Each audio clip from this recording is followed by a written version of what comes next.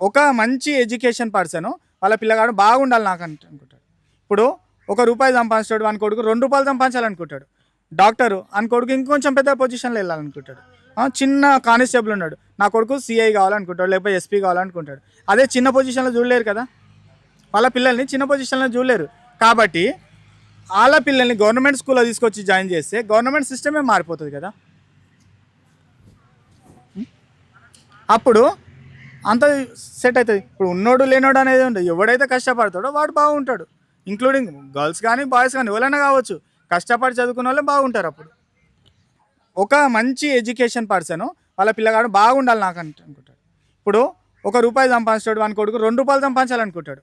Doctor అని కొడుకు ఇంకొంచెం పెద్ద పొజిషన్లో వెళ్ళాలనుకుంటాడు. చిన్న కానిస్టేబుల్ ఉన్నాడు, నా కొడుకు సిఐ కావాలనుకుంటాడు, లేకపోతే ఎస్పీ కావాలనుకుంటాడు. అదే చిన్న పొజిషన్లో చూడలేరు కదా, వాళ్ళ పిల్లల్ని చిన్న పొజిషన్లో చూడలేరు. కాబట్టి వాళ్ళ పిల్లల్ని గవర్నమెంట్ స్కూల్లో తీసుకొచ్చి జాయిన్ చేస్తే గవర్నమెంట్ సిస్టమే మారిపోతుంది కదా. అప్పుడు అంత సెట్ అవుతుంది. ఇప్పుడు ఉన్నోడు లేనోడు అనేది ఉండదు. ఎవడైతే కష్టపడతాడో వాడు బాగుంటాడు. ఇంక్లూడింగ్ గర్ల్స్ కానీ బాయ్స్ కానీ ఎవరైనా కావచ్చు, కష్టపడి చదువుకున్న వాళ్ళే బాగుంటారు. అప్పుడు